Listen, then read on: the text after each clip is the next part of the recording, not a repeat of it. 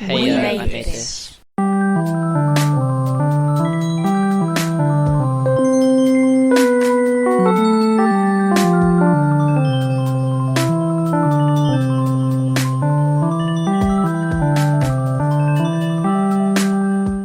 Hello and welcome to Life's Milestones, the podcast here on the We Made This podcast network about birth and naming ceremonies, relationships and weddings, and death and funerals. My name's Mark Adams and I am a Humanist Celebrant. That means that I am accredited and insured by Humanists UK to deliver non-religious naming ceremonies, weddings and funerals. This is my podcast where I get interesting people to come on and talk about all of these things. My guest on this episode is Daniel Lang. He is an Australian podcaster that I know through the We Made This podcast network, and it was really cool to get on another international guest straight away after the last episode where I had an American guest in Brandy. And I really like the idea of comparing and contrasting how the different cultures of British people like me and people from other countries have when it comes to our ceremonies and our rituals. So it's really nice to have Daniel on the show. Daniel hosts Pretty Fly, which is a 90s nostalgia podcast on the We Made This podcast network. If you want to check them out, they are a great cast that, if you grew up in the 90s, you're going to love it. Very quickly, before I hand over to my interview with Daniel, just to remind you that any regular listeners of the Life Milestones podcast are entitled to a 10% discount to a naming ceremony or a wedding provided by me. If you want to do that when you get in touch, just quote the term milestones. You can do that through my email, mark.adams@humanistceremonies.org.uk, or just message me on Facebook or Twitter. And that's it. So I'm going to hand over to my interview with Daniel Lang. With me at this time is Daniel Lang. Hello, Daniel. Welcome to Life's Milestones. Hello, Mark. Thank you very much for having me. I'm really excited to be here today. So you are my second international guest. Having had an American lady last week, I've now got an Australian chap. And please do be prepared for me to be completely ignorant about your culture and grill you about things that are probably really obvious to you. So I do apologise for that in advance. Oh no! Look, I totally understand. As part of this very sophisticated and amazing Australian culture, I'm very used to the ignorance of other cultures trying to learn from us. Look, I'm British. I'm not going anywhere near that. Yeah, no, there used to be a time when you guys would sort of dominate over everything and try and make it British, but it's good to see you have learned. We'll sit back and listen a little bit and get involved. I mean, I don't currently have a cup of tea and I feel like I'm letting the side down a little bit. Do you have a Castlemaine 4X? No, I'm actually, this is the most un-Australian thing ever. I'm a teetotaler. I don't drink at all. Is that legal in Australia? It is, but you get a lot of weird looks and you get a lot of people who just refuse to believe you, no matter how often you say it. My best friend, and I haven't had a drink in like 9 years, and my best friend will still be like, you want one for like old time's sake? No, I'm good. How do you feel about the Australian stereotypes? Stuff like, if you're an Australian that comes to Britain, you work in a bar and stuff like that. How do you feel about these stereotypes in general? Do you think they're particularly shitty? They're not great. Like, it'd be nice if the stereotype was like we're very erudite and but some of it's well earned, if I'm honest. And even myself, I'm not too poorly spoken, but I have noticed sometimes a lot of my family come from Scotland. And when you get together, you all of a sudden you're a little bit more dinky guy when you're talking, good day, guys, how you going? It sort of just comes out. And it's this like unconscious Aussie-ing thing. Yeah. So I think we do kind of, and I have noticed like something I've spoken to a lot of people who've travelled about, and it's something I think we all kind of do when we leave a little bit. And, some things like, you said 4X at least, like that's a beer that people actually drink here. A lot of people in America think it's all Foster's. And I haven't seen anyone drink a Foster's beer in Australia since like 1994. Foster's is brewed in Manchester. Yeah, it's not even an Aussie beer. No, it's brewed in Manchester, England, where I live. And it's awful. It's not good. Even when I drank, it's like, no. But, yeah, it's one of those things. You just kind of have to roll with it. And I grew up in a small town in the bush, and like we did have kangaroos on our front lawn. But it's not like that. I live in the city now. I live in Sydney, and it's like, you're not going to see a kangaroo anywhere in Sydney except the zoo. You're going to have to go so far out of the city to find one. So you kind of disappoint people with that sort of stuff. Right, well, let's get into it. Let's talk about how old you are and where you are from and your background to begin the podcast. Well, that's quite depressing. I'm 31. That's young, mate. It feels old. I'm at the point, the last 6 months, the grey hairs have started to come in around my temples. Yeah, that happens in your 30s. It's depressing. It's very depressing. I've got thick hair, though, so I'm not going bald. I'm quite happy about that. So, yeah, 31, born in June 1989. And I grew up and spent the first 20 years of my life in quite a small town called Lithgow, which is about 2 hours west of Sydney. If anyone knows the Blue Mountains, which are quite a famous tourist hotspot, it's kind of the other side of the Blue Mountains down in the valley where the mountains end. It's quite a working class, old kind of mining town. It's very, I know my English geography well, it's kind of very Northern English. Right. Industrial town, a smelter and coal mines and power stations and all that sort of stuff. But most of those were closed by the time I grew up. So I came down to Sydney 7, 8 years ago, and I've been here ever since. So first ignorant British question about Australia. Sure. Does Australia really want to murder you? Are there spiders that will kill you fucking everywhere, and gators and snakes with more venom than fuck knows? Is it really as bad as people say it is? Sometimes. No gators, more crocodiles. But I've never seen a crocodile. I can confirm. There is a spider called the funnel web spider, which is one of the deadliest spiders in the world. And this is quite an off-topic story, but I think it'll give you a good idea. When Mum and Dad renovated the back of their house, I would have been 13, 14 years old, and about helping my dad dig these trenches to put footings in to extend the back of the house. And funnel web spiders will quite often dig little burrows, and they're about as big as a human hand at their biggest. Sweet fuck. Yeah, they're big and they're very aggressive. If you Google funnel web spiders on image, you'll see two big fangs at the front with poison dripping off them.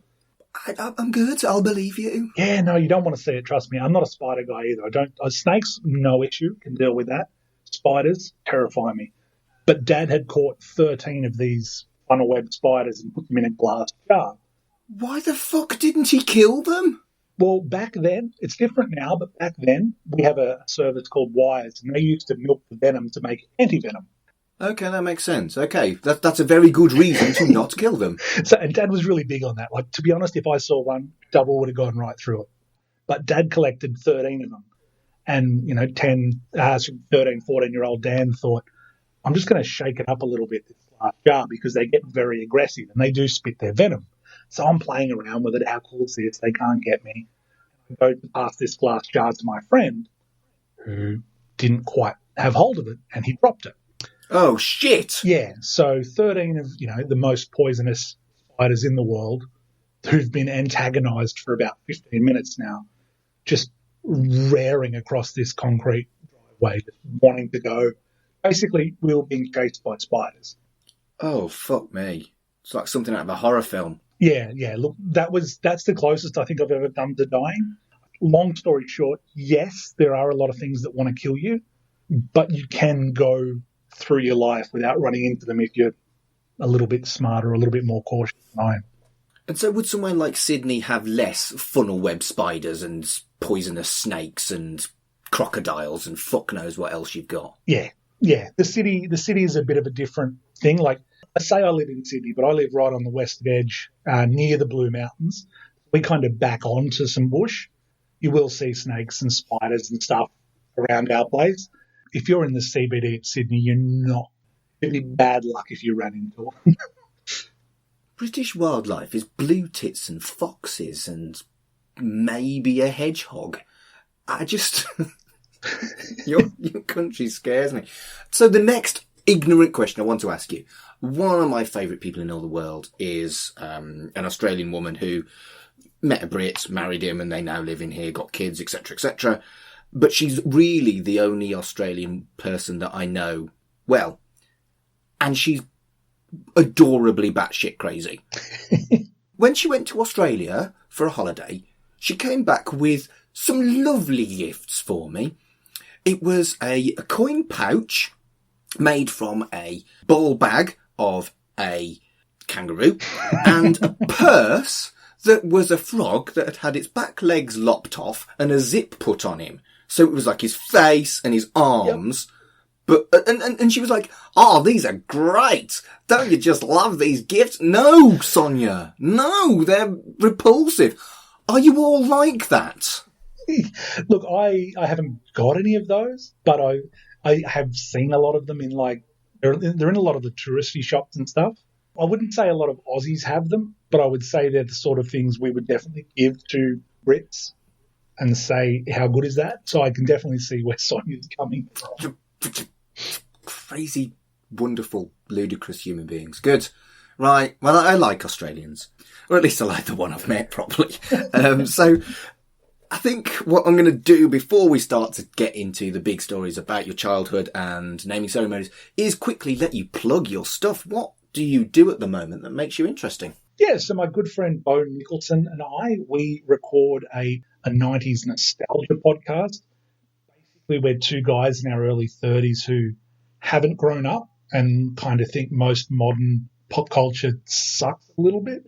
So we kind of just go back and remember the cool stuff like Jurassic Park and The Simpsons. And this week we did 90s rock music. So we went from, early 90s grunge through to power pop and new metal and all that exciting stuff. And I mean, it was only after the show we called Pretty Fly, which is obviously a little homage to The Offspring's Pretty Fly for a White Guy.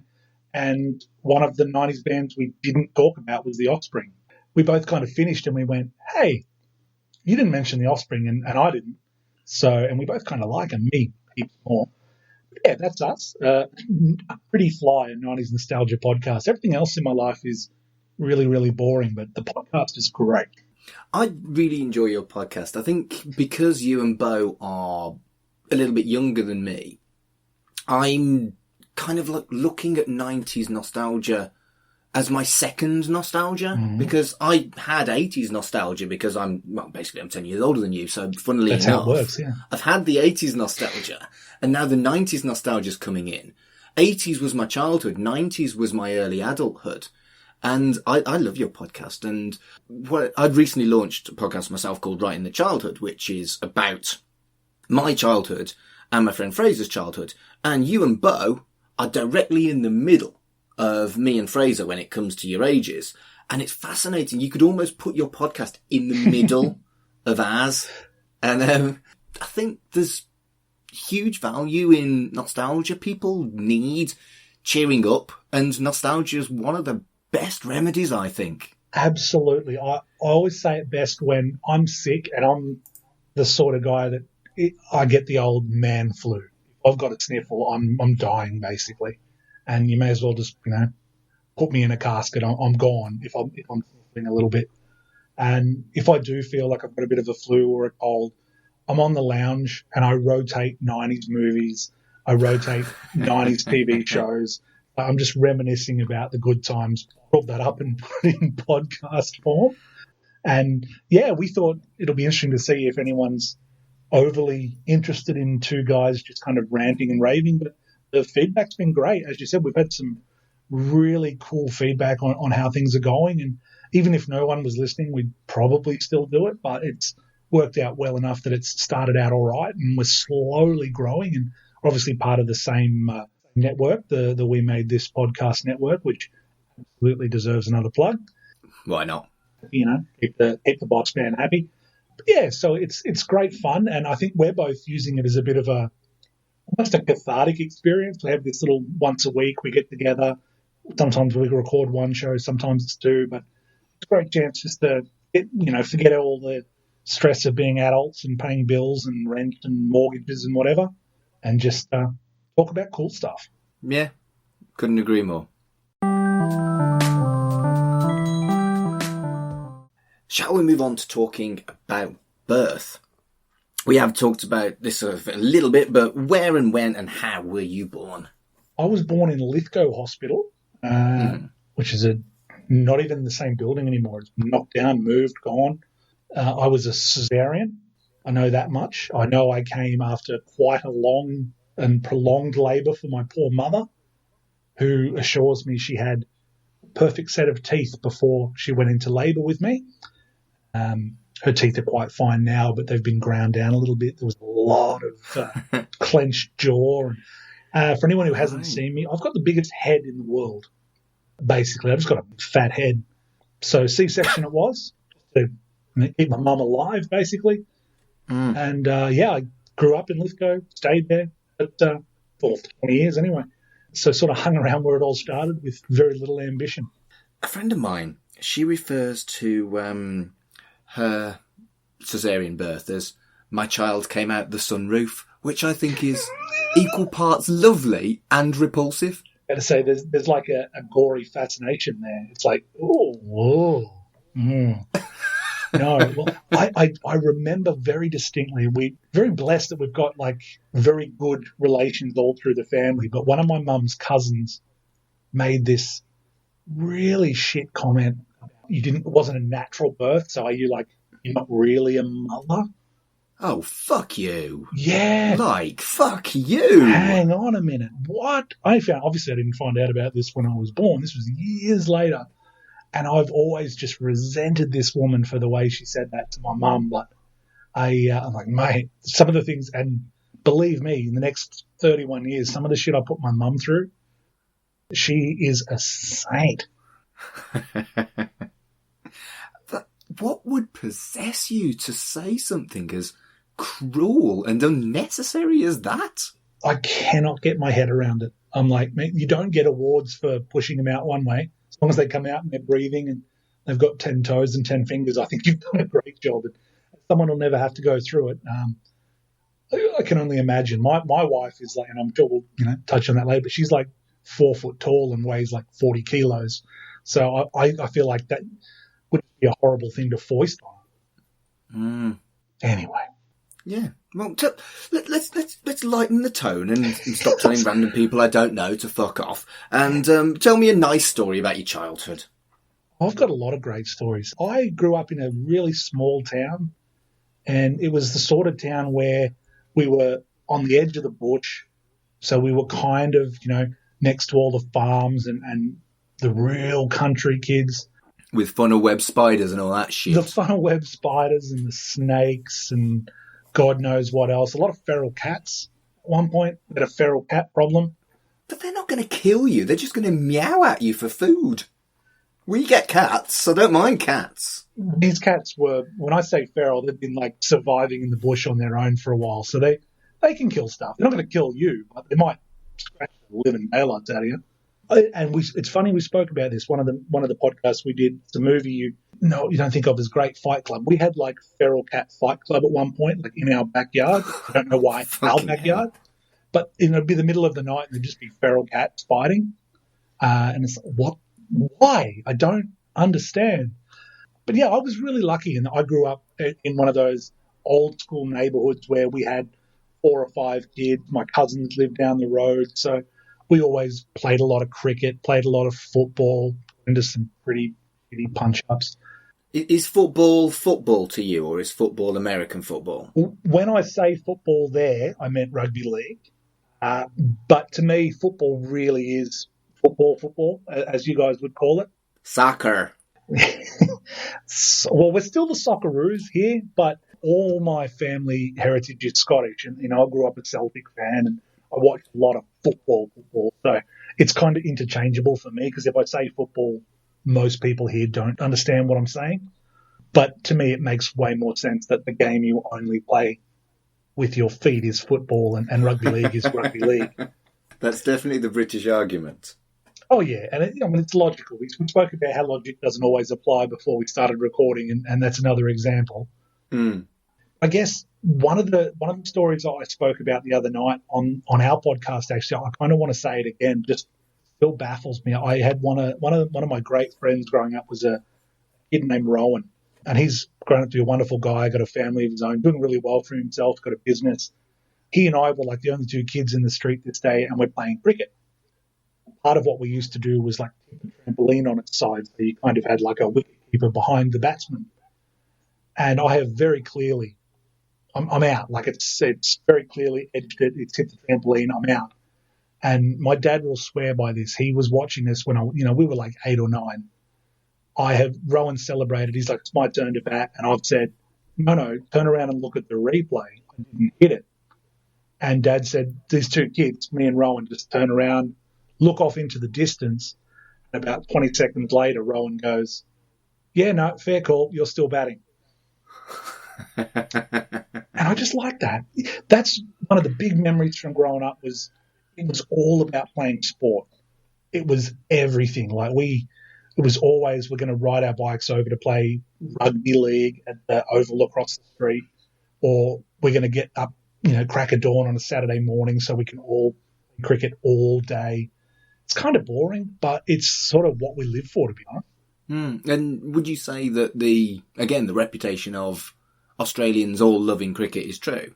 Yeah, it can be. My wife, she's sort of come around, but I'm the sort of guy that will sit there and watch all 5 days of a test all day, every day. Wouldn't bother me. She'll come in and go, oh, yeah, we're winning, sweet. Goodbye. But we are sporty. Like, we all have our sport. And it's, to me, like, everything was around sports. And Saturday morning would go and play hockey, football, cricket. Got a little bit older, it's rugby league.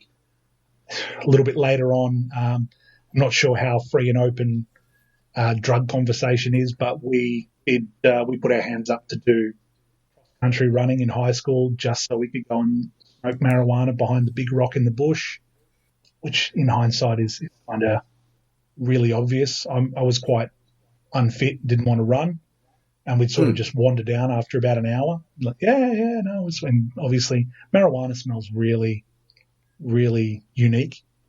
I was going to go with distinctive, but yeah. Yeah. I don't think we were fooling anyone with like an extra can of Lynx Africa or something. Now that's something we both share culturally, clearly, is 90s Lynx Africa. So bad. That stuff was awful, but everyone had it. Or Lynx, like I remember Lynx chocolate at one point. Lynx what now? Chocolate. It legitimately was supposed to smell like chocolate, 100%. And I mean, it didn't, because it doesn't smell like anything that comes out of an aerosol can, but it was bad. But I remember that was always you had to get whatever the best Lynx was at the time. That's fascinating, because that was exactly the same. It was almost like when the new, I don't want to say fragrance, when the new fragrance came out, you had to have it, and there was Ice. Oh, I remember Ice, yeah. Java. I don't remember Java. Fucking hell, there was others as well. I think you and I, with our podcast about our childhood, I think it's just so easy to just sit there and talk about the dumb shit that you did when you were a kid. Oh, yeah. My best friend and I had like a 3-4 year separation where we hated each other. We had an argument. I don't think either of us can really remember what it was about, but we're both really stubborn. And just not talking to this guy. He's a dickhead. And, he was exactly the same with me. And when we sort of came back, my wife had met him, but we hadn't had a lot of time. We sort of sat down and started going through the old school stories and the stupid shit. And my wife was mortified just at some of the stuff. And she's like, why would you even think about doing that? Like, I mean, this is the best example, right? This is just a heartless, douchey thing to do.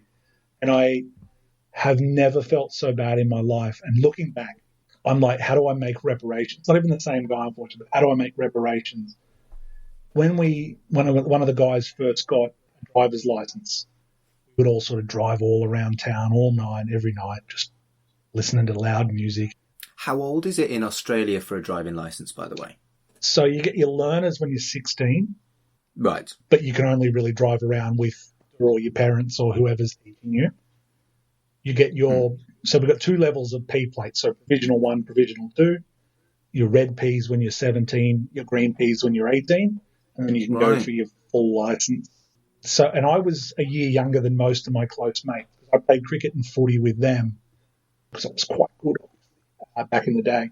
So they got their licenses, and I would always say, "Hey, we're going to drive around. We're going to listen to Eminem on." It was a douchey Nissan Pulsar with like a cannon muffler. And so this piece of crap car it was an awful little Pulsar with a cannon muffler, and like everyone in town would hear you coming. And there was a milk livery depot, and they would stack their milk crates, old plastic milk crates, right, out near the road. And our game was you'd have to run out and see how many you could pull down before the guy came running out. Fucking hell. As I said, heartless, douchebag behaviour. And like, oh, we're so bad. We're so bad. Like, we're taking it to the man, bringing down the system. And I don't know who that guy was, but I'm so sorry. I'm so sorry. The last time I did it, and I made a conscious effort not to do it and trying to talk people out, I did it as I'm running back to the car. I hear this man yell out, "If you want a milk break, just ask." And I'm like, oh, no. That's just a nice guy who's now going to have to pick up like 30 milk crates and restack them. He doesn't need that. Why? No. So time is money, and you stole his time. Yeah, trust. And I think back now, like, I'm too busy to do shit, and I haven't got anyone pulling my milk crates down or the equivalent of. So, yeah, I know all your listeners are thinking, oh, this guy's just awful now. But because I feel like I have grown from that, and I can look back and be like, what the hell? I think anyone and everyone has done dumb shit when they were a kid. I know I did. And you learn that the consequences of your dumb shit is guilt. And more than anything, for you personally, it's guilt because you see what it does to other people. And, that's what growing up's about, right? Absolutely. And, like, that's a story that does come out occasionally. And then it gets to about that point, and I'm like, oh, I really wish I kind of didn't say that story now because I feel bad again. And it's probably affected me way more than it affected that guy by this point because I've had 15 years of guilt. But I still like, oh, next time I'm in Lithgow, maybe I should pop around and be like, hey, you remember those dickhead kids? I was one of them. I don't know, here's a carton of beer or something. I mean, I do remember, I saw it on Facebook a while ago. Again, they were about your age, actually, when this happened. Some school, they weren't friends, but people I knew at school, did bully this lad. And everybody knew that they bullied this lad. And 15 years on, they publicly apologised and they're friends now. But they really bullied him and they were ashamed of what they did. And, that's growing as a person. And the fact that they openly apologised to the world, to this lad, I respected the hell out of that, Yeah, and look, not on the same level, but I bullied a kid at school and found him on Facebook years later, and I'm like, hey, like, just throwing it out there, holy shit, I used to be a bit of a douche. And he was like, yeah, well, I'm not your friend, but thank you, yeah, no, like, I'm not saying you have to be my friend now. I'm saying, bro, I just want to put it out there, and he was like, yep, no, I appreciate it, thank you, see you later. And it's like, yeah, it is a little bit of, to be selfish about it, it's a little bit, get your side across and say, well, look, I didn't get it. I didn't think, when I was a little bit smaller, people bullied me. I got a bit bigger. I bullied other people. It's kind of what we did. So looking back, it's like you have to put your hand up and say, yeah, I could have been the one that broke that cycle, but I wasn't. Yeah, indeed. So, do you have children? I have a fur baby. A fur baby? I have a 8-year-old chocolate Labrador. Okay, we're those dog parents in a really aggressive way. I mean, they do say that having a dog for a couple can be almost like having a trial baby. Do you think that's fair? Absolutely. And especially now that I've only got one sister, right? She's 3 years younger than me. She's got 2 kids. So I've got a niece and a nephew who are like the most beautiful kids in the world. Uncle mode is my favorite mode. Like, we go nuts. I'm a big kid. So we go and play. They call me on FaceTime. I call them. It's the coolest thing. And we kind of get the business from my parents. We're like, when are you guys going to have kids? You know, I'm 31. My wife's about to turn 30. And it's kind of like, we're not actively not having kids, but we're also not actively having them, I guess is the best way to say it. But our little boy, Jagger, we say goodnight. We tuck him in. Good night, little buddy. We'll see you in the morning. We're a little bit like that with our cat. I respect it. He's our boy. He's 8 now. He just turned 8. We had a little birthday for him the other day. We got him like a little muffin candle in it, saying happy birthday to him. Brilliant. We totally did too. That's exactly what happened, which I didn't think we ever thought we were going to become. People get like that with their pets though, man. That's it. And like me and my wife went to the dog park today. We take him down to the park, and there's about 15 other people in our little estate that all take their dogs to we've got this beautiful big park down there. It's all fenced in. And so we all let the dogs run wild. So there's like 15, 20 dogs running around. And, every time you turn around, there's just another dog to pat. It's makes me so happy. For me, one of the worst things about COVID is that you can't fuss a dog. You can't, you go out in the park and you see all these dogs. Normally, I'm the weirdo that asks you if I can fuss your dog. And you can't fuss someone's dog. I want to fuss the dogs. I like dogs. I'm with you. Hey, I'm the weirdo that comes up and I'm like, what's his name? Yeah, and, you're 100% right. But if I could give you, like, what I want to be when I grow up, a child, I just want to pat the dog, man. I mean, there are much worse ambitions than fussing dogs, I think. So you're not sure whether you're going to have kids, but you're kind of open to the idea. Would that be a fair assessment? I'd say 12 months ago I would have said, no, we're not having them, or it's probably not going to happen. In the last 12 months, I think it's more, if it happens, it happens. And, I'm the only boy in the family now, so carry on the name and all that, which is not really a big thing for our family, but it would be nice, I guess, if we did have a kid. But also, if it didn't happen, I don't think it would be the worst thing in the world that happened. I guess it's one of those. I'm not always a fate person, but if it happens, it happens. Yeah, of course. So if you did have kids, do you think you would have a naming ceremony, a christening, or any other ceremony to welcome the child into the world? I think we'd do a naming ceremony. I wouldn't say, it's a tactful way to say anti-religious. It's kind of anti-religious is the easiest way to say it. Would you really go as far as saying that you're anti-religious, genuinely? I guess not all the time, but there are times if I'm in a particular mood, I will argue points with people. Like my best friend at work she's very religious. We've kind of made peace where we don't talk about religion at all because she's very, very into her faith, and I'll be like, oh, don't talk to me about your Sky Fairy, So I wouldn't say I'm like out there like, burn the churches, but I think more than anything, I'm anti-Catholic. Does that come from experiences in your childhood?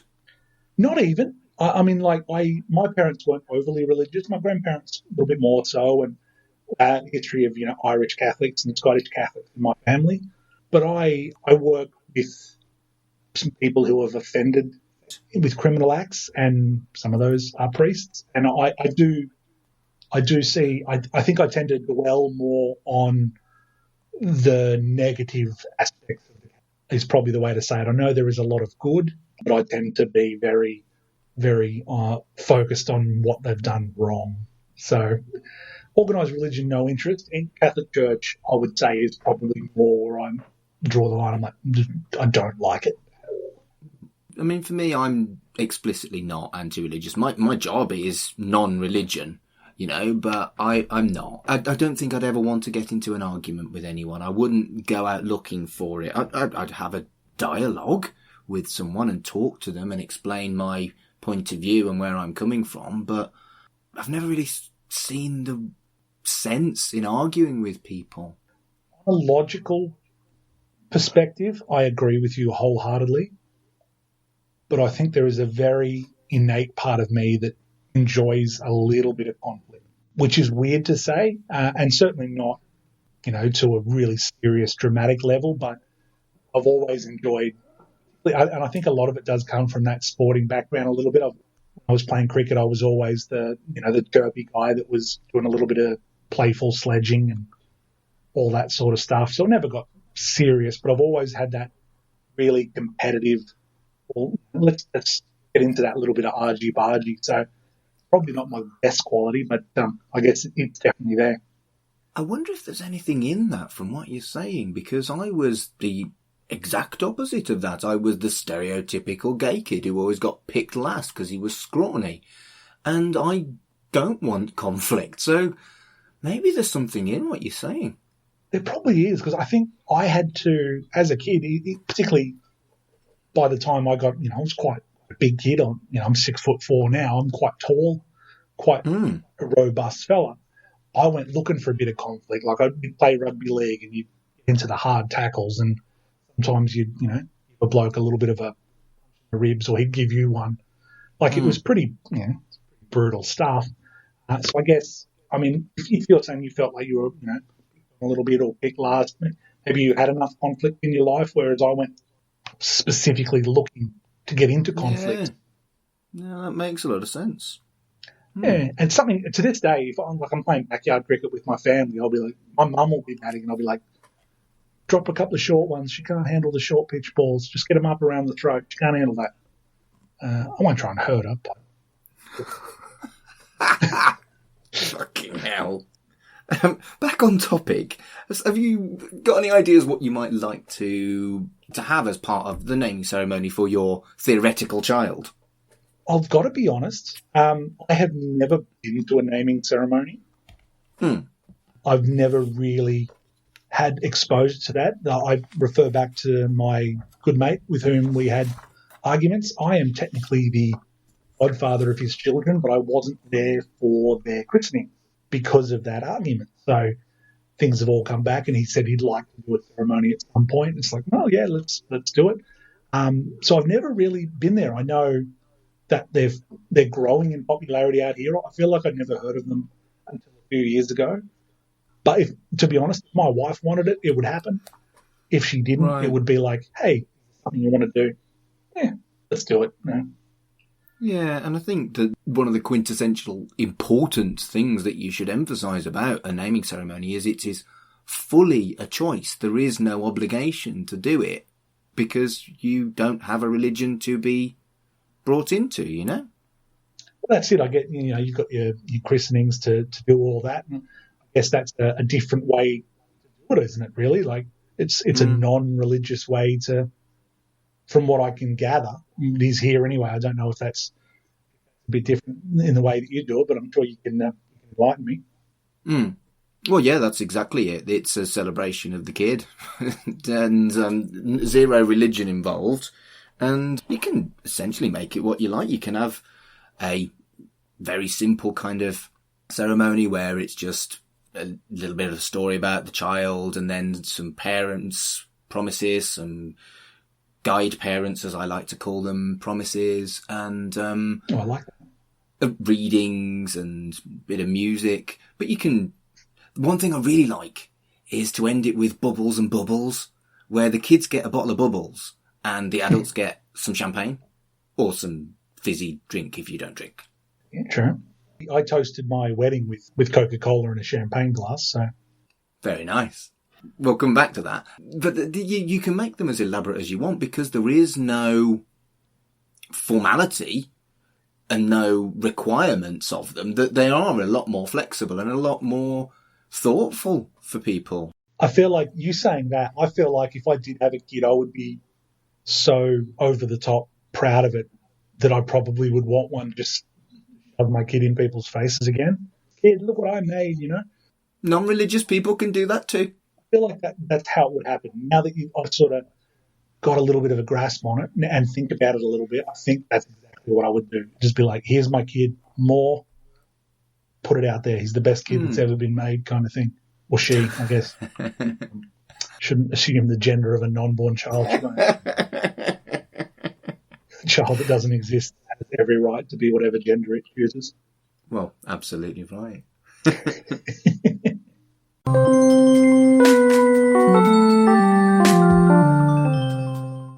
I'm going to move on and talk about weddings. I know you're married because you've said you're married earlier in the show.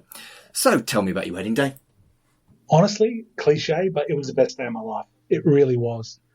I'm lucky enough. Again, it's super cliche, but I married my best friend. We were together 7 years before I popped the question. So it was plenty of time. Like the try before you buy deal was really thoroughly examined. Just, and, it got to the point where everyone was kind of like, hurry up. Are you going to get married? You need to do it. So we finally went ahead and we booked a beautiful place called in Bicentennial Park in Sydney. And it's basically right smack bang in the middle of the site where the Sydney Olympics were held in 2000. Right, yes.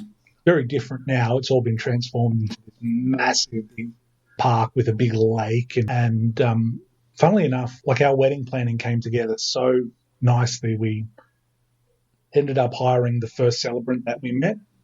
Right. We ended up booking the first venue that we actually went and looked at. And I ended up buying the first suit that I tried on. Sometimes these things happen like that, don't they? It was, and I was expecting it to be this, hugely difficult. And, not taking away from my wife, she planned most things and did an amazing job. But we ended up going with a venue that did a lot of the hard yards for us. The package included a lot of stuff, and it was basically turn up, put the finishing touches on. We went in a couple of days before and dropped off a lot of things. And where it was, because there's still a lot of sports facilities there, there's a lot of hotels and service departments. So my mum and dad booked out a whole floor of this like service department block, and we were all sort of staying in there. I had another room down below, which actually was beautiful dinner the night before. I know you said wedding, but I want to talk about the lead up a little bit. Of course. We had this beautiful dinner with family. Everyone kind of went back to their rooms. My wife went back to her room. All her bridesmaids and friends were coming from out of town, so they all stayed in this building. They were all there that night. Contrasting, most of my friends came from Sydney, so they were just going to turn up on the day. So while everyone was having this big party upstairs, I was just kind of sitting alone watching a bit of television. Yeah. And I had this interesting moment, like all the suits were hung up. So we had the four groomsmen, or best man and three groomsmen, 5 suits all hung up, ready to go. Ironing. I'm really anal about ironing. I iron every little bit of clothing that I wear, right down to underwear. Good grief. It's a legitimate OCD thing at this point. The only person I know other than you that does that is my mother. And she's a 73-year-old woman. And it's probably not the only thing we've got in common, if I'm honest. I feel like I'm a 73-year-old woman at heart. She's not into Eminem, mate. Well, she's giving it a chance, Look, it's go behind the curtain. It's 9:15 at night here. As soon as we're done with this, my wife will be bringing in a cup of tea and a Mickey. So I'll be sitting down having a cup of tea and going to bed. Sounds all right to me. Yeah.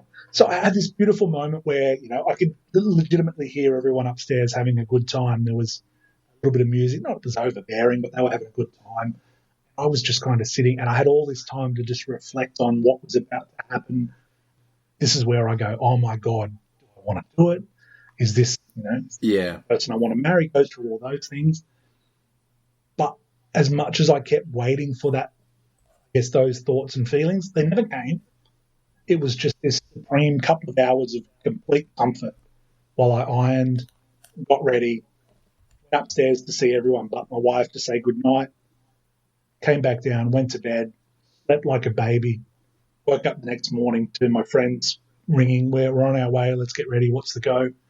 And it was the smoothest, like nothing really went wrong. The only little bit, my wife was getting driven around in this, I can't remember what it was now. She's always a very fancy old Mustang. She's Nice. right into those cars. Yeah, beautiful car. And she kind of was a bit worried about running over time being driven around. So she got to the ceremony like earlier than everyone expected her. I'm kind of just wandering around looking, talking to people, and everyone's like, "If's here, Dan. Just go away. Look down that way. Go away." It's like, really? She was just like, I was so worried about not coming.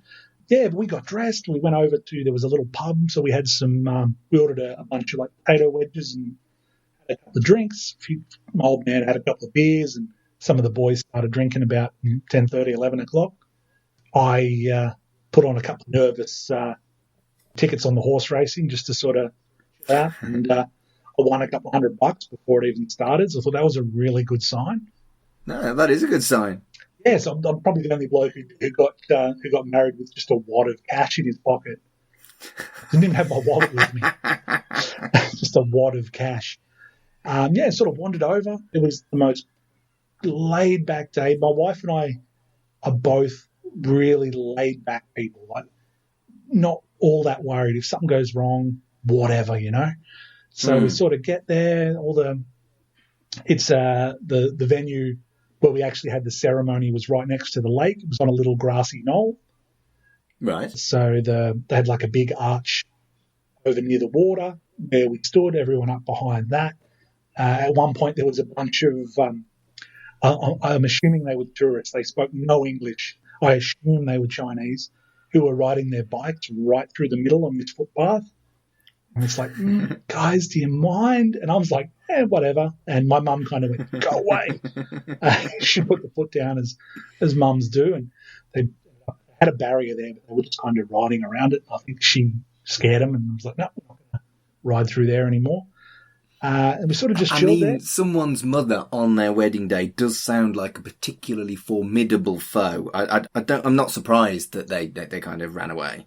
And my mum's a lifelong teacher. So it's like, don't mess with her, man. She will put on that teacher voice. Right. You know? So I think once she laid the law down, it was like, no, not messing with her. Yeah, so we had a non-religious ceremony. We had a lovely celebrant. I'm so embarrassed I can't remember her name right now. She did an amazing job. I probably don't know her. She's Australian. Yeah, maybe you've cross-buttoned me. No, you can just give her a plug. Like, I'm sure it's not like a crossover business moment there for you guys. No. She did an amazing job. Like, she put us at ease. Hopefully, it goes without saying that it was the first time for both of us, but neither of us really knew what we had to do with all the paperwork and all that. And the one thing we did say was that we don't want it to be a long service and we don't want it to be a religious service. And that's why we're obviously not having it in the church. So we had it out there. She did a great job. She had a wonderful bit. I got a little carried away. She had a bit where she said a few things and I was supposed to repeat after her before, and then she would ask me to say I do. Right. But as soon as she said my name, I sort of leaned in and went, I do. That's adorable. Yeah, I was really nervous. So I do, yes. And I think that could sort of cut the tension out for everyone else. Like, it's Dan and Div. Like, they don't care, you know? Yeah. So, very quickly, I want to ask, so could your celebrant legally marry you in Australia? Or did you have to have a registry office? No, so they did all the paperwork. Registered celebrant, she's like a registered celebrant. They're authorised to perform the wedding. They do all the legal paperwork. So I know from having done a little bit of research, there is certain legal words that have to be said in Britain when they're going through I assume, from what I've read. Well, we, Humanist Celebrants, and indeed any celebrant that isn't a priest or I think some other religious leaders can, but essentially you need a registrar. And we have been campaigning, funnily enough, for a long, long time. And you compare the fact that I can't legally marry someone, despite the fact I've had considerable amounts of training, and someone can click their fingers in the States and they can legally marry someone.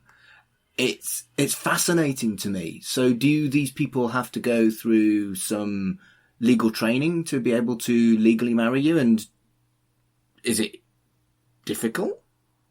Look, I don't think it is, judging by the amount of celebrants that we found within like a 5 kilometre square radius of where we lived when we started looking. I feel like there was a lot of people handing out tickets one day. But there is that legal component from what I could gather. So there is obviously some sort of certification that they have to go through to be able to conduct that ceremony, and then also legally sign all that paperwork and do all that.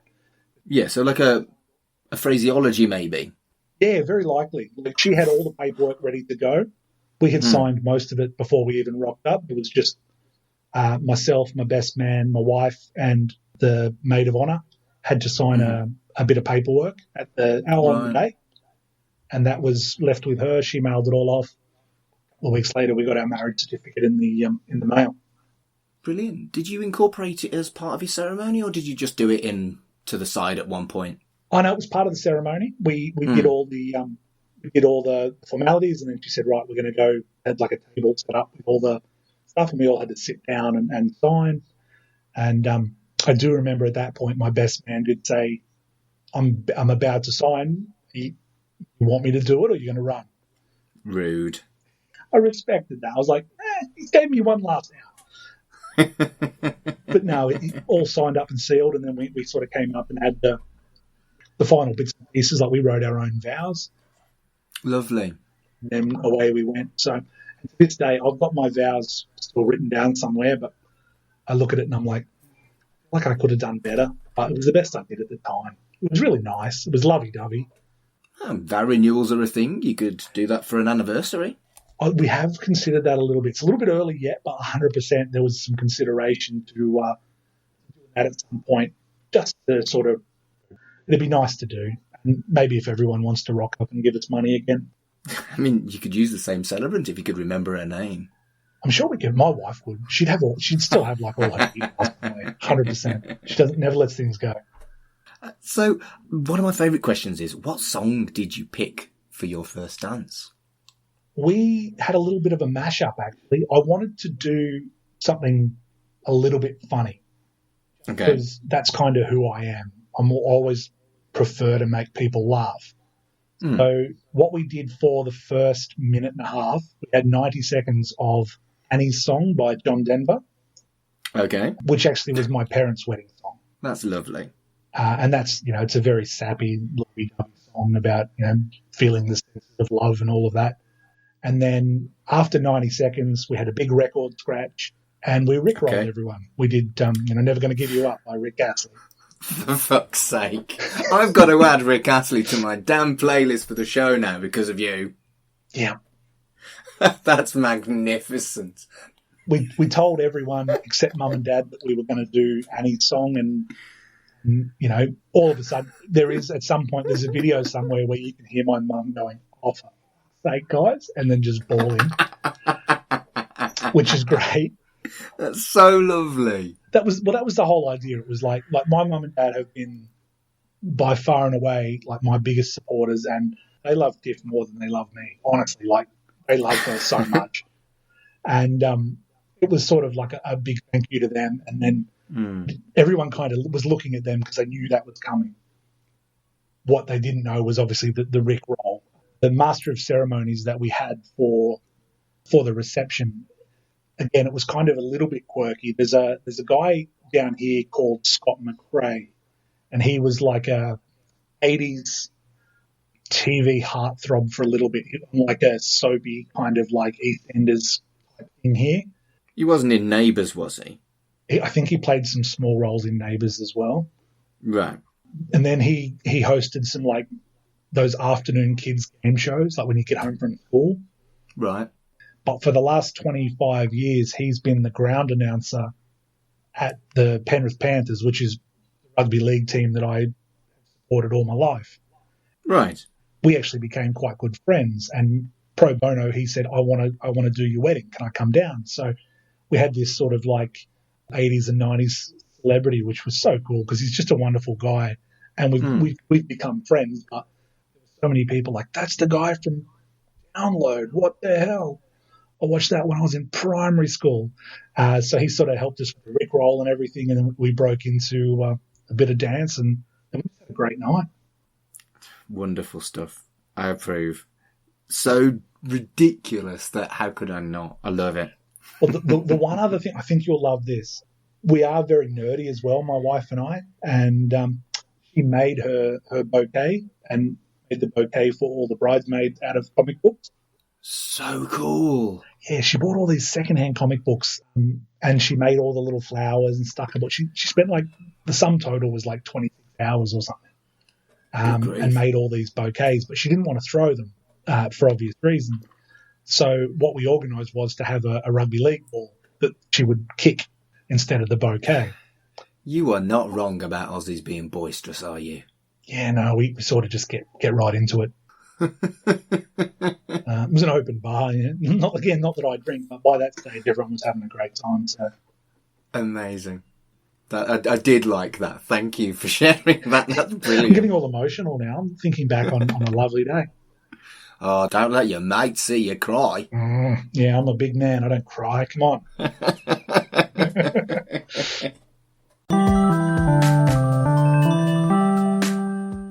Right, we're going to move on to the final section, which is a little bit more serious, but it doesn't need to be.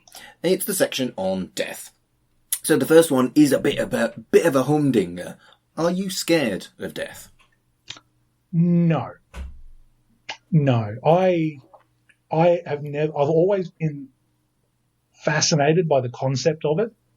Right. And I work in law enforcement, and I'm confronted by a lot of very graphic stuff in my job. And I've sought out a lot of graphic stuff. I'm I know you have those kind of like stereotypical cliched true crime junkie. I'm kind of the guy on the next level that digs through like case files online and tries to, really dig into things and watch that a lot of people won't watch documentaries that I recommend, because a couple of people have just been like, you can't make me watch that, and I'm like, but think about it this way. So no, I think I'm very realistic about the concept of death. I think the majority of people, when I ask that question, it's more, I'm scared about what I'll leave behind rather than anything else, And I guess, yeah, and I think that probably comes back to, for me, I always try and make people laugh, always have a good time.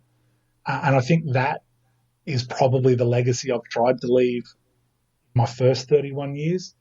Yeah. There's been the serious stuff. Of course, you can't always be the class clown, but I do tend to hope that people remember me fondly, I guess. And if they don't, I'm not going to be around to worry about it, am I? Or am I? Who knows? I mean, I'm pretty sure you're not, but, there are other people that think differently. That's it. And I'm not smart enough to say one way or the other definitively, so I'll wait and find out. Yeah, that's all you can do. Have you ever experienced the death of a loved one? Yeah. Quite young, my great-grandfather died. I want to say quite young. I was, old enough to know what was going on. And at one point in my life, up to about 12 years old, I was lucky enough to have both great-grandfathers in my life as well as all four grandparents. Well, that's quite rare. Yeah, which, I had two great-grandfathers that lived into their 90s. So I got to meet them. My mother's grandfather in particular I got quite close with. He was, you talk about that, that Aussie bush. I reckon that was him. He was a wood chopper who grew up on a farm in the middle of nowhere. Right. And he was just a wonderful guy. So he was the first funeral I remember attending. Yeah. I played the bagpipes at that. I played the bagpipes. That's amazing. I did play the pipes there because that's, as I said, my family's all Scottish. That's pretty Scottish. Yeah, it's about as Scottish as it gets. It's like, yeah, so that was the first I remember. And I remember being sad and obviously that he wasn't around. But I think lost later in life, like I lost my maternal grandfather a few years after that, which definitely hit me harder. I was in the house when he passed. Right. And then literally two months ago, at the start of July, we lost my grandmother, who I was extraordinarily close to. Of all the family, I probably, she's one of the people I was closest to in my life. An amazing woman who, by rights, basically, from what I'm told, while my mum was in labour with me, they were told that she was about to die. Right. She's had breast cancer, tumours, and she lasted 31 years longer, which is amazing. That's pretty tough. Yeah, look, little Scottish lady, and very Scottish, born in a little island off Largs, came down, very tough, very determined, one of the best people that was ever in my life. So we lost her only a couple of months ago. And of all the loss, I think that's the one that has hit me the most. Not just because it's the most recent, but I think I'm obviously able to really process it. When my grandfather passed, I was 16. So, there's a lot going on in your life outside that. You're sad, you miss them, but you move on. And obviously you move on, don't dwell on the loss of my grandmother, but it's the one that definitely impacted me the most. I really struggled. Like I gave a speech, gave a eulogy, and I really struggled to get through it. Eulogies are incredibly brave. I always have an incredible amount of respect for the bravery of anyone who wants to do that. No, and I can 100% understand what you're saying, because I did have a lot of respect for the gentleman that conducted the ceremony. I thought, sit there when so many people are so emotionally fraught and frayed and on edge, and be able to not just compose yourself, but to, I guess, be compassionate when you go through that as well. Not just get up there and like head down and get through the words you have to get through, but say nice things in a really lovely way, and have that personalisation and that compassion. I really respect the ability to do that. Yeah, I think the best you can do at a funeral really is just make sure that people remember happy times by telling them about those happy times in a funeral, and maybe even come out with, maybe not with a smile on their face, but with more reinforced memories about the good stuff, the stuff that you want to remember to make you happy rather than the stuff that makes you sad. I think that's spot on. And it's one thing, my mum was kind of like, even though she was the daughter-in-law, my mum's always the organiser, coming back to that teacher thing. And, she sort of sent out to there's 4 grandkids, and it was like, and my sister and my 2 cousins, all of them put in these wonderful personal little stories. And I really struggled, not because I couldn't pick a story, but there was just so much. And, we had so much time together, and we lived in the same small town for 20-odd years, and we stayed in touch very regularly when I left. And I guess I went first, and it was way more of a, how the F do you want me to sit here and sum up her impact, which, it was really hard to do. And even now I'm getting a little bit emotional thinking about it, but I'm so glad that the rest of them, they said a couple of stories, and it was almost like someone turned the switch back on, and all these memories came flooding back in. And I remember that, and I remember that, and that was amazing. Why didn't I think of that? The thing for me was always that connection. I'm the oldest grandchild. I was the only grandson. So we kind of had this connect, and the idea was that she'll probably hang on, see her first grandchild. That will be it. So we've always been bonded by that, I think. She sounds remarkable, and that ceremony sounds pretty remarkable too.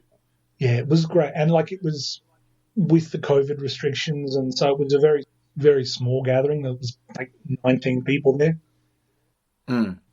So it was really intimate. It was just close family. And I think that made for a better ceremony. There wasn't, I guess, in funerals past, I've noticed that when you're that direct close relative, everyone else comes up to you to say sorry, and of course that's well wishing, but I think that's kind of be very overwhelming as well. Everyone kind of wants to pass on their condolences and let their moment to say how wonderful that person was. Have this really small ceremony. As I said, I was lucky enough to give a eulogy. I was asked to pick the music. Right. So I felt like I had this really, really close connection to how it went. Yeah, I think it's incredibly important to have a good funeral as part of your healing process. For sure. And I don't know whether you want to talk about it, but you know what happened at my granddad's funeral. So just to get off without a hitch was was quite good. You can talk about it if you want. I think I kind of have to now. Yeah, I do too.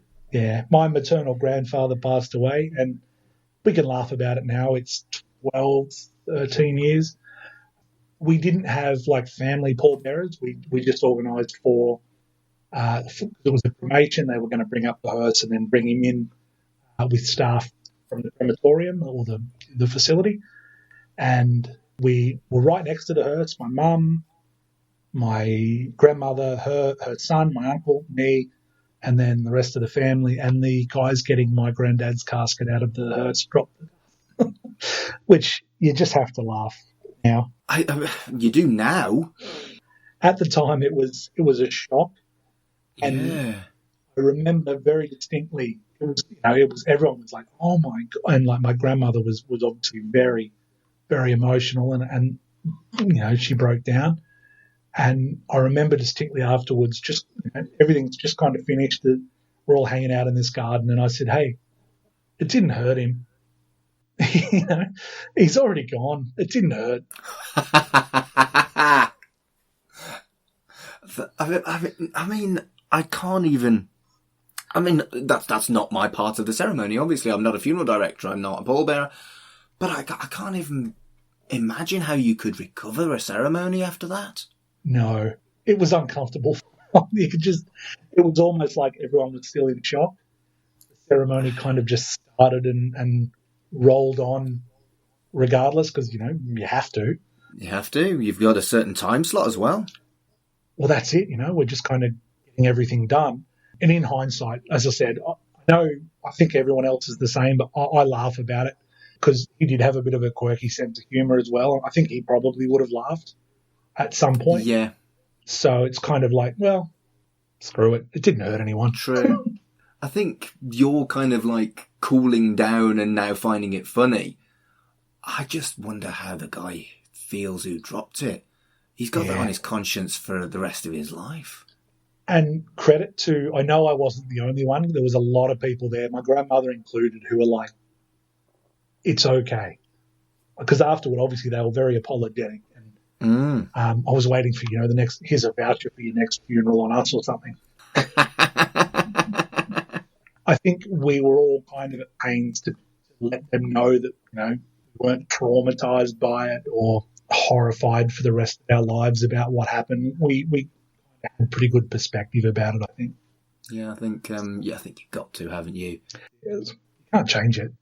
We've all made plenty of mistakes. And I feel like I've done some dumb shit in my life that I look, and we spoke a little bit about it, but even through my working life, I feel like I've done some things, and you're like, I wish I didn't do that. But I think everyone has a bad day at the office, but that's a particularly bad day at the office for that pallbearer fella.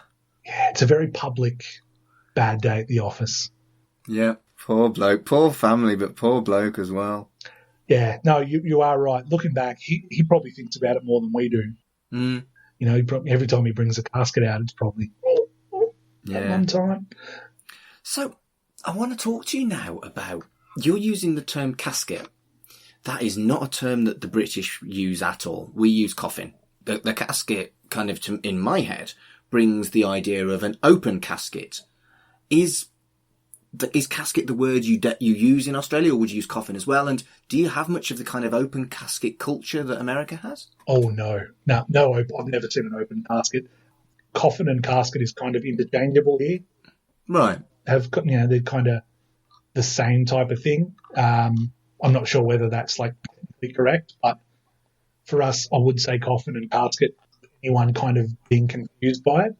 But definitely no open casket. I'm, completely horrified by the concept of everyone lining up to look at a corpse in makeup. I wouldn't do it personally, but a lot of people get a lot of solace from it in the States, apparently. It's completely alien to me, but whatever is helpful to people, I guess. Yeah, I don't get it, but I wasn't raised with it. So, I mean, I don't know if this is too morbid, but my instructions to my wife were They were illegal because she would have to interfere with the corpse to go through with my final wishes. I'm, as I said, I'm a true crime and murder mystery guy, and I said if you could just de-identify me and drop me in the bush somewhere, it would be great for people to try and work out who I was. But that's interfering. That's interfering with the corpse, and you can't do that. So. No, that's illegal. Don't do that. Please don't do that. I'd say that might be a little too morbid, but it came with the best of intentions. No, I think death and conversations about death is a taboo, and people are scared to say funny or dumb things, and they shouldn't. You shouldn't. You know, everybody dies, and if everybody does it, then surely that's fair game for some funnies. Honestly, that's me with everything. I know I can be very overbearing with some of the things I will make humour out of, and I had to learn my social cues to step back. But to me, you have to kind of take that in your stride and be like, well, you know, one way or the other, I'm going to end up there. So what's the point in avoiding that conversation or having a little bit of fun? I said that I organised the music for my grandma's funeral. I made a playlist of my own for my own funeral. Great. It's all songs either about death, like, you know, it's Highway to Hell by AC/DC. Everyone Else Is an Asshole by Bare Naked Ladies. This is for your wake, right? Yeah, wake. So not funeral, but wake. Yeah, right, that's gotcha. 100%. I'm like, you may as well have a laugh at that point because I'm gone. So, you know, I've got another one, Bites the Dust by Queen. Brilliant. I did put Thriller in there because I'm like, you know, maybe I'll Fuck's up and, you know, have a bit of a dance. But you may as well have a bit of fun with it.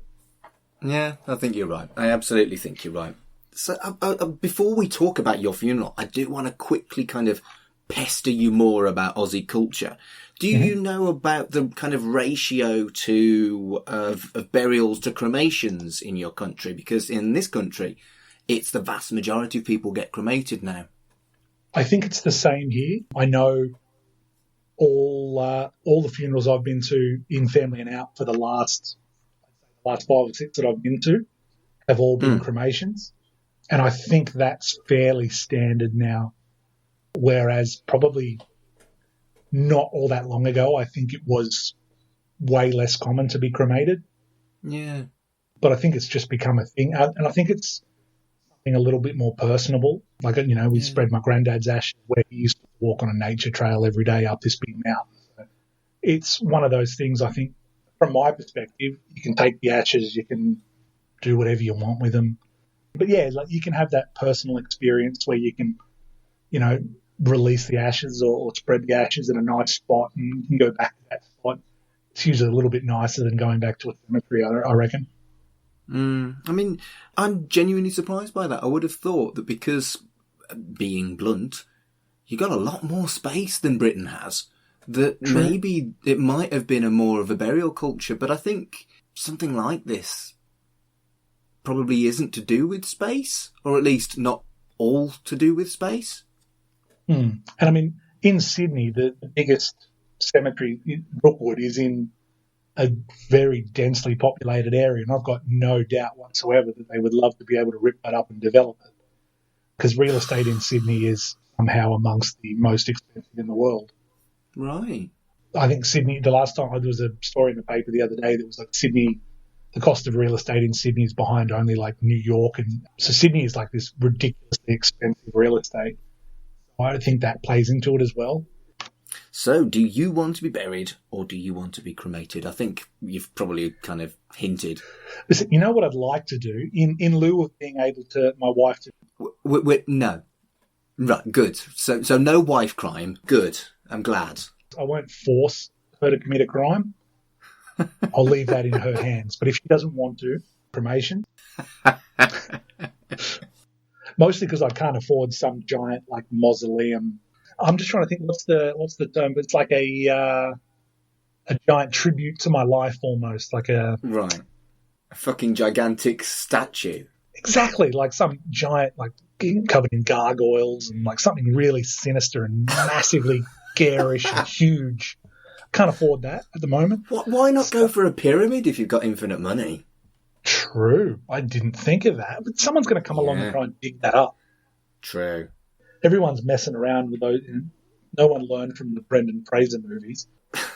So something that might, if I could have something giantly garish that there's like a town legend about years and years later, like, oh, you don't go near that at night. But in lieu of that, information. I think that's a little more realistic, perhaps. Back brutally into the world of realism there. Have you any idea about, like, readings that you'd like at your funeral? Not particularly. I had obviously put some thought into the songs at the wake more than anything. But again, I don't want people to be sad and depressed. And I genuinely, this is you're like my 9th guest on here, and it's the thing that people struggle with the most. And what I will tell you is that the principal mourners, the families of the people that have died, it's the thing they struggle with the most too. So I think if you do kind of leave an idea of what poem or prose you'd like to be read at your funeral, you're doing your mourning relatives a big favour, because it always seems to be the sticking point for a lot of people. It'd probably take a lot of weight off their shoulders, I guess. I'll be honest, I literally just Googled funny funeral readings and I found a poem by Michael Ashby. Okay. Death is too negative for me. I'll be popping off for a long cup of tea. As someone who drinks about 10 cups of tea a day, I feel like that's the winner. Good for you, man. Reading about tea. I mean, I like tea. And I thought that, not to play up to the host a little bit, but for those British sensibilities, bringing a little bit of tea in. Yeah. We were talking about Aussie stereotypes. I'm very much a stereotype when it comes to my love of tea. Yeah, I'm a little bit anachronistic like that, but I've discovered lemongrass and ginger tea with honey. Sounds all right. It's fantastic. It's addictive. It's new lifeblood. Tea's wonderful. I have joked about doing a podcast about tea, but no more podcasts for Mark. No more. Yeah, you're kind of stretched thin at the moment, aren't you? I've got too many. I love them all, but I've got too many. But this isn't about me. So we've talked about the music at your wake. Have you thought about the specific tracks that you want for the entrance, the reflection, and the exit parts of your funeral? Well, I guess it'd have to stick with the same lot. I would like Flower of Scotland in there at one point. If I was to get a little bit emotional. Right. No, that makes a lot of sense. I do lean a lot back on my Scottish heritage. I play the pipes, do all that. I've got tattoo design being drawn up at the moment that does have a bagpiper as part of it. Cool. Yeah, it's one of those things. It's a bit tacky, but it's also kind of cool. So yeah, I think Flower of Scotland would have to be in there. But other than that, it's like whatever you want, guys. If it's cool, if it's funny, go with it. If it's not, don't worry about it. Fair enough. Maybe we'll meet again. Vera Lynn. What about Vera Lynn? You don't hear that much these days. You don't hear that a lot these days. Would you like to know what the number one favourite song for when you exit a crematorium is in Britain? Absolutely. It is I Did It My Way. Oh, that's so cliched, isn't it? But I get it. Well, it's popular for a reason. It's a cool song too, and I'm a Sinatra karaoke guy. I can't sing for shit, but I do like to think that I'm a Sinatra karaoke guy, so I get it. Well, clearly I can't sing after that. Well, if you've listened to my podcast, you know I can't either, but it doesn't stop me from getting a song into every single episode. It's my platform to sing and do whatever I want, so I'm going to do it. So I'm going to throw you this isn't a question I've asked anyone before, but because you talked about that tattoo, about the Scottish tattoo, did you know that there's a museum somewhere in Europe, I can't remember where, but it's a tattoo museum where when people die, they actually kind of skin them and frame their tattoos. What do you think of that? I'm so on board for that. You see, I've got a lot of tattoos and I have thought about that. And almost everybody I know says that that's the straw. That's where you stop talking about death, Mark. Keep the taboo. No, I'm on board with that. I think that's cool. My current tattoos are shit. I'm brutally honest. I got 2 shitty tattoos when I was young. Quality, they're not shit. They're just really tacky. I've got my football club on one arm. Right. the Southern Cross, which is the stars on our flag on the other. Right. That's kind of like the every bogan, or I guess you guys call them chavs, right? I mean, I don't use that word. I don't like it. But yes, that is the term that British people would use, yeah. That's the colloquial term for one of the lads. Yeah, it's not a term I like or would use. I think it borders on the abusive, and I'm not about that. I'm with that because I guess, side of that would be a bogan, and I have definitely been called a bogan before. Right. I like to think I'm a little bit more, have a little bit more depth of character than that, but I think I can come across a little bogany sometimes. Right. And every bogan in Australia has a Southern Cross tattoo, so it's one of those things. I got it when I was like 17, and it's like really in your face on my arm. So, no, if they wanted to take my shitty tattoos for a museum, they're welcome to them. Yeah, I think I'm very fond of all of my tattoos, but again, I was older than you are now when I got my first one, and some of them have got a lot of thought. Some of them are just because I like cats, and you know, I don't know. I'm going to get burnt. So if some people want to look at picking a random one, an otter with a cheese board, or a monkey that's cooking with a ladle, yes, I'm a weirdo. I'd love to think that my weird tattoos would end up in a museum. Someone can at least enjoy them. Like my sleeve design has, and when I say a bagpiper, it's groundskeeper Willie playing the bagpipes. Marvellous. And coming out of the top is sheet music for Wonderful World by Louis Armstrong. Wonderful. Which is one of the songs they played at my grandfather's funeral. Right. And so the idea is there's sort of Scottish from my nan, song from my pop, and that's going to wrap around my arm. And in between all the gaps are literally just different comic book characters. So it's got Batman, Daredevil, the Joker. Basically, my whole arm's going to be covered in comic book characters. That's so cool. Yeah, and see, as a 31-year-old, I'm like, that's a cool tattoo that I will always love. Yeah. Whereas I look at the ones I got when I was 17, 18, and I'm like, it would have taken a little bit more time to do that. Do it right. Yeah, maybe. And there's stories there. There's stories. People look at them like, is that really a football team on your arm? And yeah, it is. And it's a shit football team. They haven't won anything in a long time. But right, so you and me, we're going to find out where that that museum is that wants to skin us, and get in touch. Sounds like a plan. Let's do it.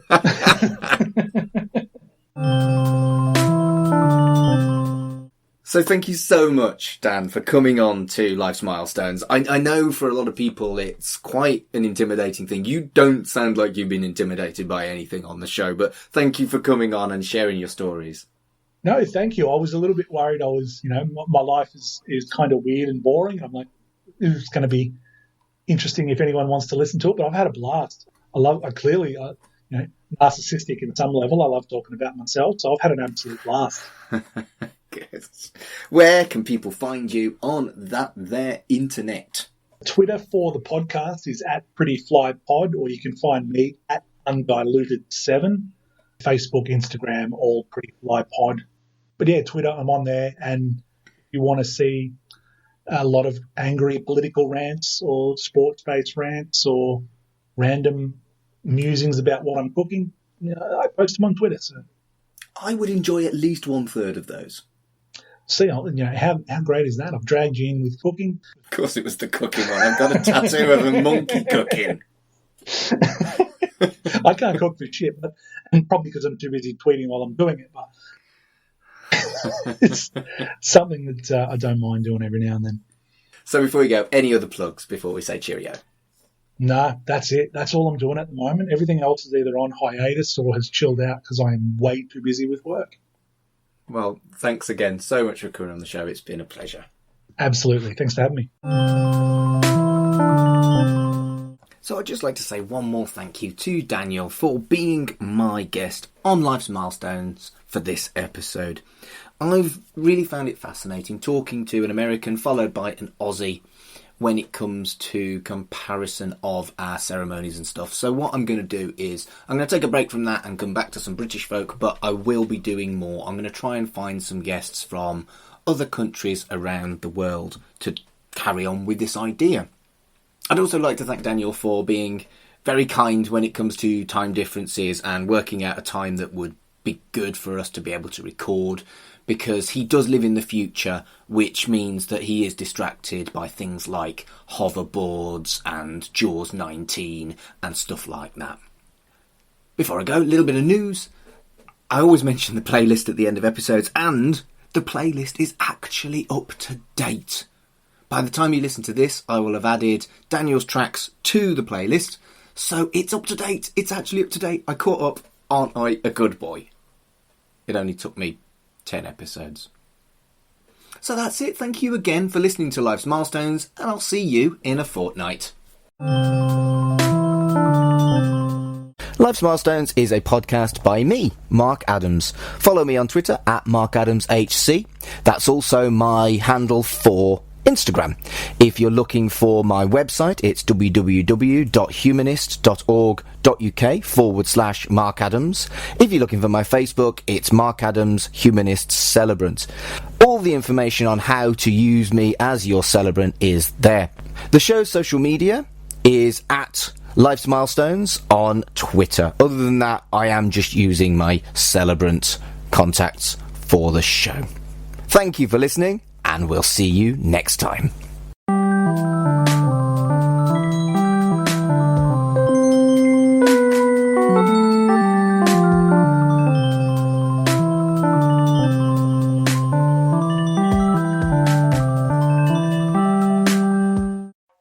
Elsewhere on We Made This. Motion pictures. It feels like a film that is a balm. And I never thought that I would feel that about a Tarantino movie. You know, it is by far his nicest film. You know, if you look at it from that context. So I've seen it 4 times now. I saw it on release on the opening weekend. I saw it then over Christmas. And then I saw it about 6 weeks ago. I watched it. And then I watched it again last night because we decided to do this. And I really like this film. I think the things you're talking about, I think it's a great hangout film. Yeah. And that's what Tarantino's described some of his films as. Right in the childhood. They don't see the aliens because they're always in the tripods. And I think the setting where where post-apocalyptic, they've lost all their technology. Yeah. It's become very popular, like very, very popular recently, but this is still prime for a remake, I think. I'd love to see that. I could see it, yeah, especially with shows that you see now that are on. Obviously, Doctor Who's come back and stuff like that. All those dystopian ones like Westworld and all that jazz. Seeing like it could be if it's the right person. Like, I get mad, like the BBC could do it, to be fair. Imagine. It's fundamentally British. I wouldn't want an American remake. No HBO. Well, unless it's HBO.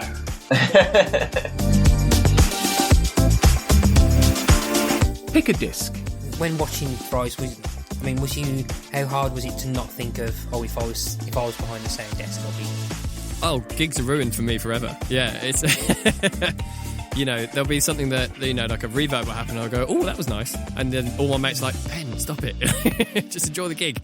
The first thing I'll do is I'll always just poke my head over and just go, oh, you're using a Midas Pro 2? Interesting. Okay, cool. Oh, yeah, Digico SD7. Oh, nice. And then the first thing I do and take a picture of it, and they're like, Ben, you're such a nerd. Yes, I know. But I love it, and that's kind of part of the enjoyment these days. Check out all of these shows and more on the We Made This podcast network.